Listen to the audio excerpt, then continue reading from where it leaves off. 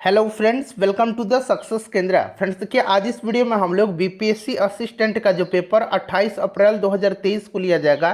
Friends, BPSC assistant का जो exam pattern है, ठीक उसी प्रकार के एग्ज़ाम पैटर्न पर बीपीएससी के द्वारा जो एग्ज़ाम लिया गया है, अभी हाल ही में पिछले साल हुआ था पेपर, उसमें जो प्रश्न पूछे गए हैं उन सभी प्रश्नों को इस वीडियो में हम डिस्कस करेंगे।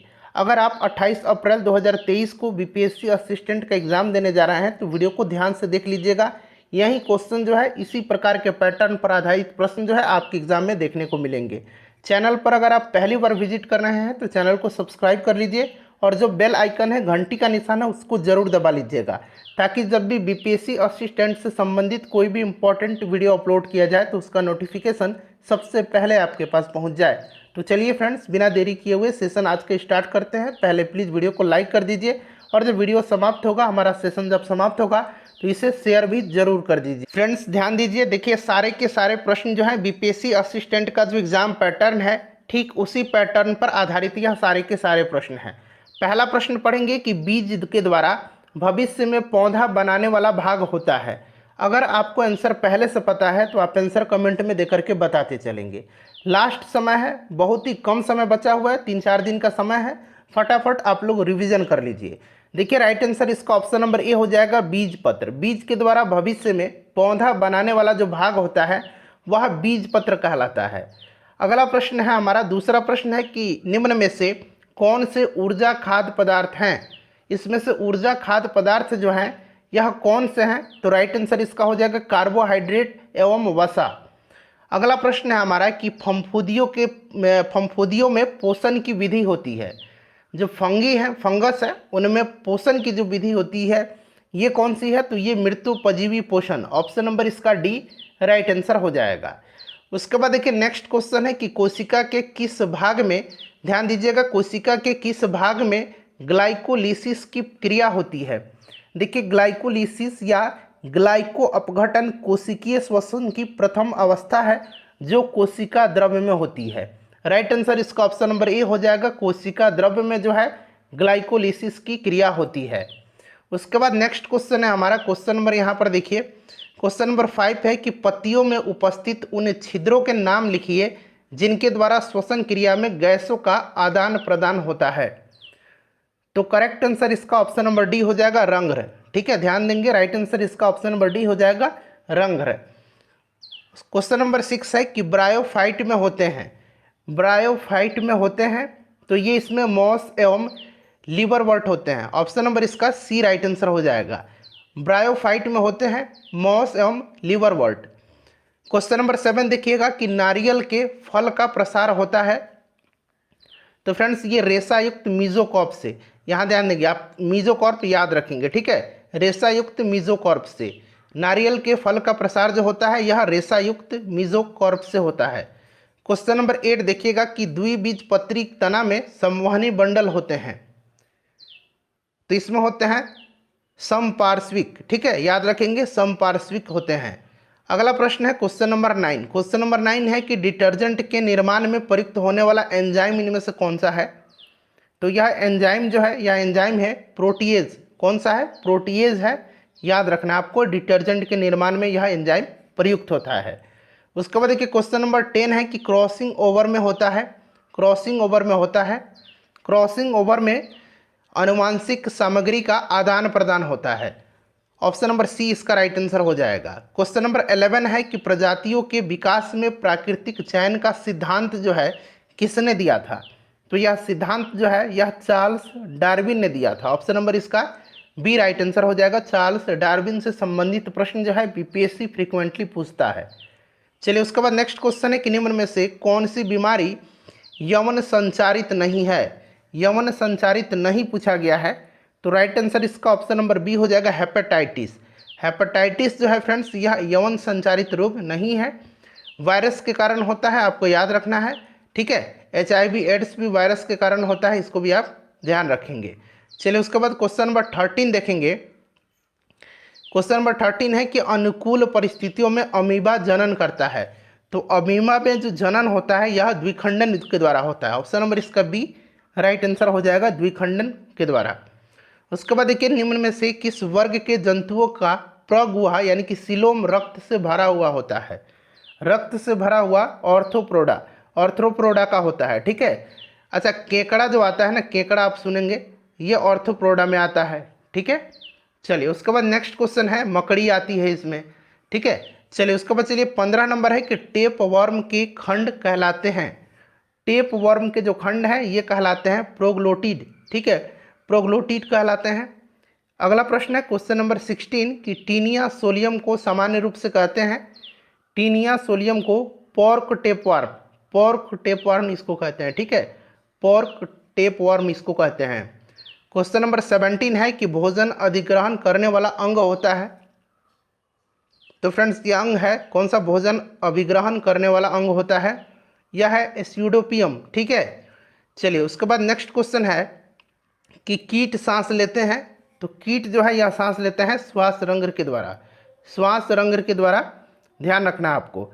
चलिए उसके बाद अगला प्रश्न कर लेंगे, क्वेश्चन नंबर 19 है कि लाइजोसोम होते हैं, लाइजोसोम होते हैं, तो राइट आंसर इसका हो जाएगा पाचन केंद्र। उसके बाद देखिए कि किस जीव में पौधे एवं जंतुओं के लक्षण पाए जाते हैं, किस जीव में पौधे एवं जंतुओं के लक्षण पाए जाते हैं, तो यह पाए जाते हैं यूग्लिना में, ठीक है, यूग्लिना में पाए जाते हैं। चलिए उसके बाद नेक्स्ट क्वेश्चन है हमारा कि रबड़ को सल्फर के साथ गर्म करने को कहते हैं, तो इसको कहा जाता है वल्केनाइजेशन, वलनीकरण कहा जाता है। ऑप्शन नंबर इसका बी राइट आंसर हो जाएगा। चलिए उसके बाद देखिएगा कि निम्न में से कौन सा रासायनिक रूप से सर्वाधिक सक्रिय है, इसमें से सर्वाधिक सक्रिय जो है यह फ्लोरीन है, ठीक है, कौन सा है, फ्लोरीन है या हाइलोजन है, फ्लोरीन, क्लोरीन, ब्रोमीन, आयोडीन, ये सारे हाइलोजन होते हैं।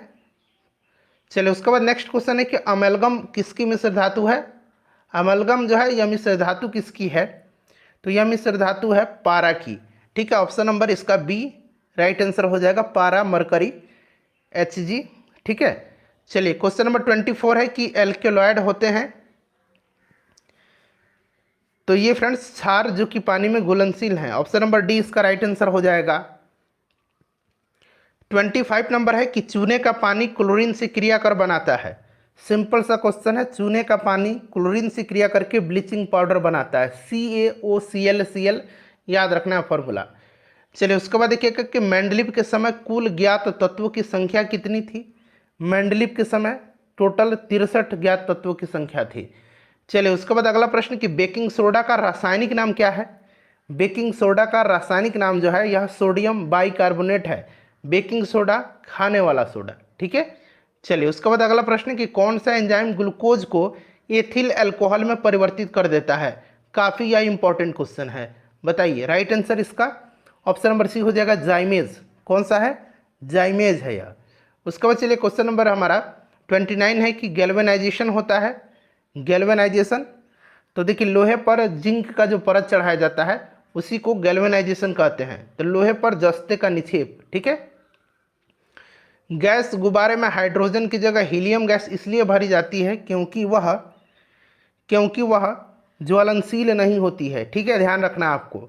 उसके बाद देखिए दाब बढ़ाने से किसी पदार्थ का क्वथनांक क्या होता है, दाब जब बढ़ेगा तो क्वथनांक क्या होगा बताइए, तो बढ़ जाता है, ठीक है, दाब जब बढ़ेगा तो क्वथनांक भी बढ़ जाता है। खगोलीय दूरी मापने की इकाई इसमें से कौन सी है, तो सिंपल सा क्वेश्चन है, प्रकाश वर्ष इसका राइट आंसर हो जाएगा, लाइट ईयर। एक प्रकाश वर्ष में कितना मीटर होता है, जरा आप कमेंट करके बताइए, ठीक है, आपने कई बार पढ़ा होगा, जरा आप कमेंट करके इसका आंसर बताइए। प्रकाश की गति न्यूनतम होगी जब वह गुजरेगा तब कांच में से, इसमें से राइट आंसर कांच में से हो जाएगा, इनमें से, ठीक है। चलिए किसी ट्यूबलाइट में चौक लगाने का उद्देश्य होता है, तो करेक्ट आंसर इसका ऑप्शन नंबर ए हो जाएगा, उच्च वोल्टेज को प्रेरित करना, ठीक है। बरसात की बूंदों का गोल आकार होता है, तो यह गोल आकार होता है सतही तनाव के कारण, सरफेस टेंशन के कारण, ठीक है। अगर ध्वनि वायु से जल में प्रवेश करती है तब किसकी मात्रा में परिवर्तन नहीं होता है, तो परिवर्तन आवृत्ति में नहीं होता, बाकी वेग, तरंगदैर्घ्य, आयाम ये सभी बदल जाते हैं। नेक्स्ट क्वेश्चन हमारा कि ऑप्टिकल फाइबर जो है किस सिद्धांत पर कार्य करता है, प्रकाशीय तंतु जिसको हिंदी में कहा जाता है। तो यह प्रकाश के पूर्ण आंतरिक परावर्तन के सिद्धांत पर, ऑप्शन नंबर सी इसका राइट आंसर हो जाएगा। ठीक है। विभाजन की दीवारों में ध्वनि अवशोषित करने के लिए सर्वोत्तम पदार्थ कौन सा है इसमें से? तो यह आपका कांच की रुई हो जाएगा राइट आंसर इसका। उसके बाद देखिए घड़ी में क्वार्ट क्रिस्टल का, जो क्वार्ट्ज क्रिस्टल है, इसका कार्य करना किस पर आधारित है? तो यह आधारित है पीजो इलेक्ट्रिक इफेक्ट। ठीक है, पीजो इलेक्ट्रिक प्रभाव पर। चलिए उसके बाद देखिएगा कि पेरियोस्कोप किस सिद्धांत पर कार्य करता है?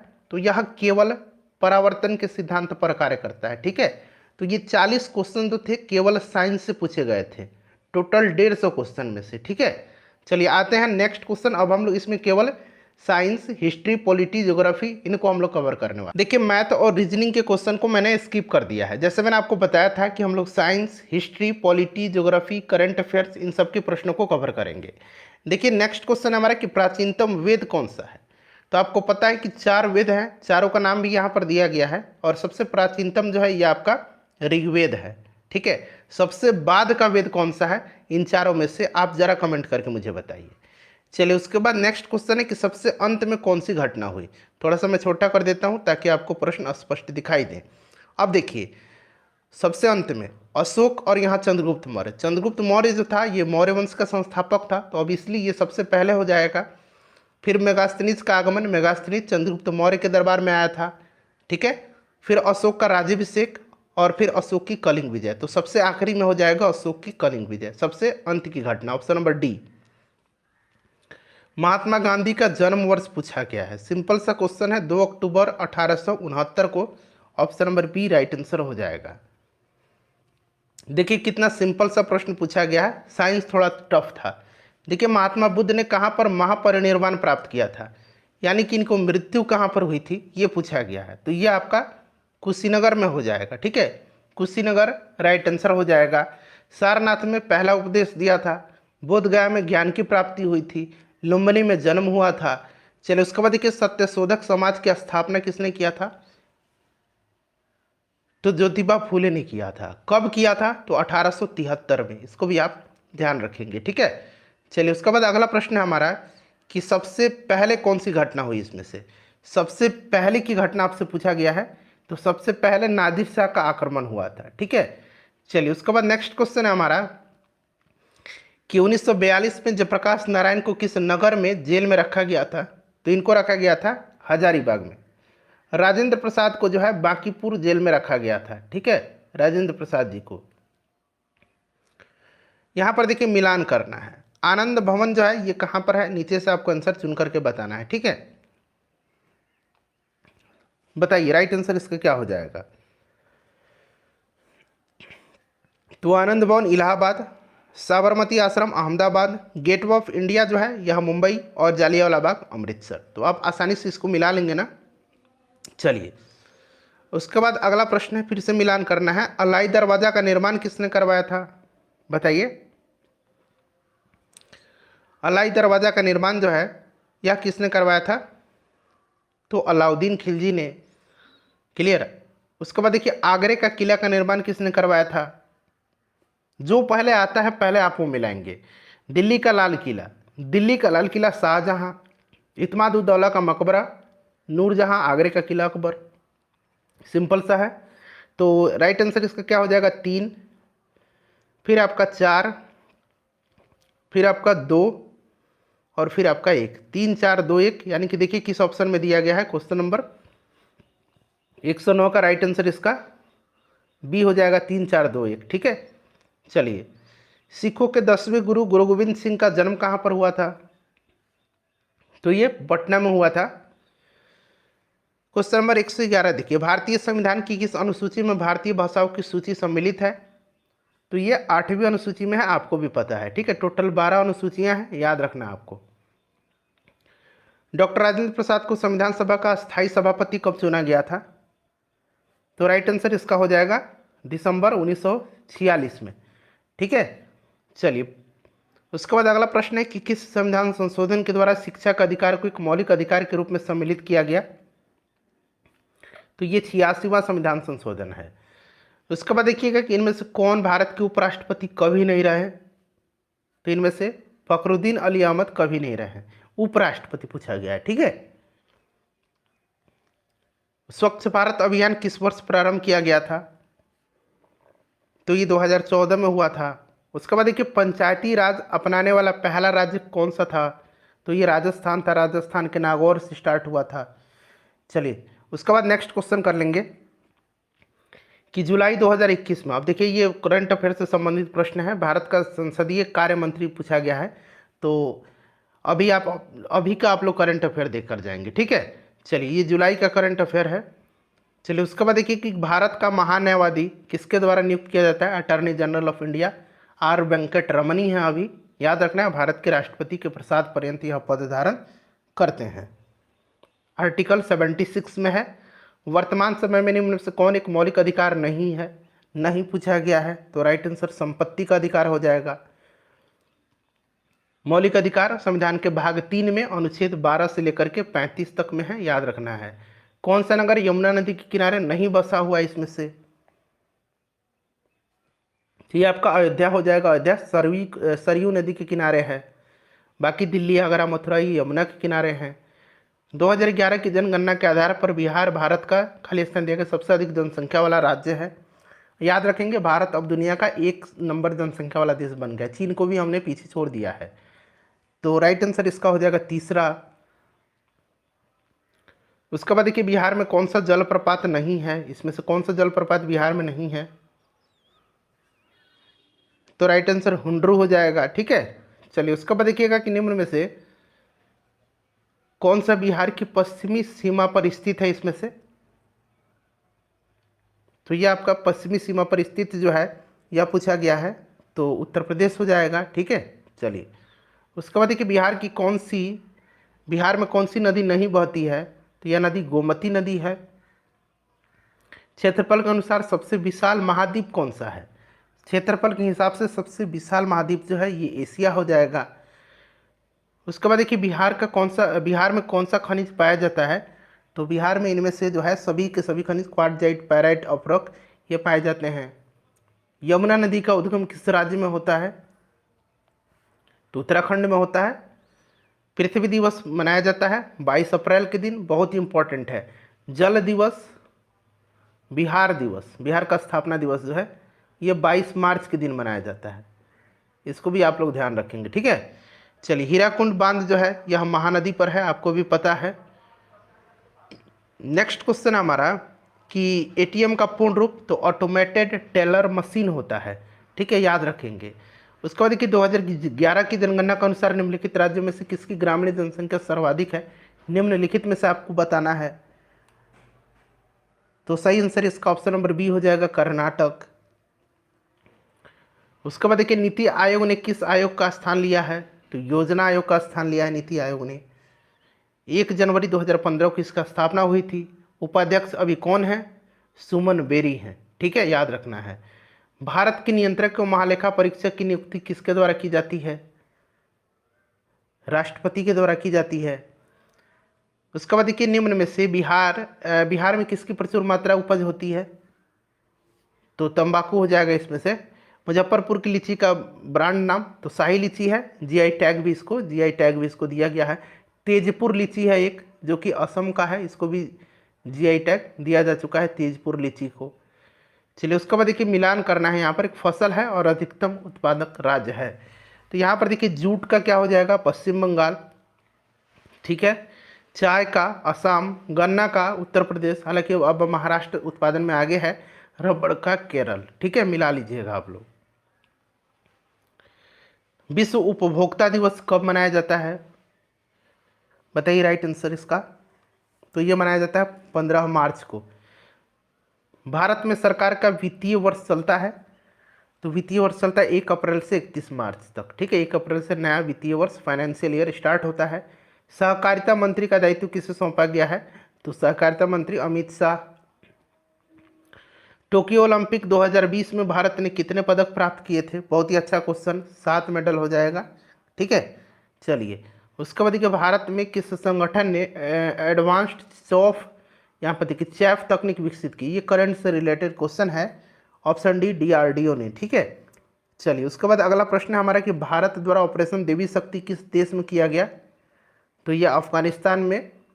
उसके बाद देखिए मॉरिशस की राजधानी कहाँ है, तो मॉरिशस की राजधानी पोर्ट लुइस है। जापान की मुद्रा क्या है, जापान की मुद्रा येन है, ठीक है। चलिए उसके बाद 146 नंबर क्वेश्चन है कि द नाइट वॉचमैन उपन्यास के लेखक कौन है, लुइस एल्ड्रिच हैं, ठीक है। पंजाबी भाषा की लिपि पूछा गया है, तो ये गुरुमुखी लिपि हो जाएगा। अफगानिस्तान के राष्ट्रपति का नाम, जो कि हाल ही में देश से भाग गए थे, ये उस समय का है जब अफगानिस्तान में तख्ता पलट हुआ था, ठीक है। तो उस समय कौन थे, उस समय अशरफ गनी थे, ठीक है। चलिए उसके बाद देखिए दिल्ली भाषा में वर्ष 2020 में साहित्य अकादमी पुरस्कार पूछा गया है। अभी आप लोग रिसेंटली वाला देख कर जाइएगा, करंट वाला। चलिए आखिरी क्वेश्चन है, 127वां संविधान संशोधन विधेयक 2021 संबंधित है, तो ये आरक्षण से संबंधित है। इसी प्रकार से मैं आपको 2-3 दिन बचा हुआ एग्जाम में मैं कंटिन्यू वीडियो देते रहूँगा। चैनल को सब्सक्राइब कर लीजिए और बेल आइकन को दबा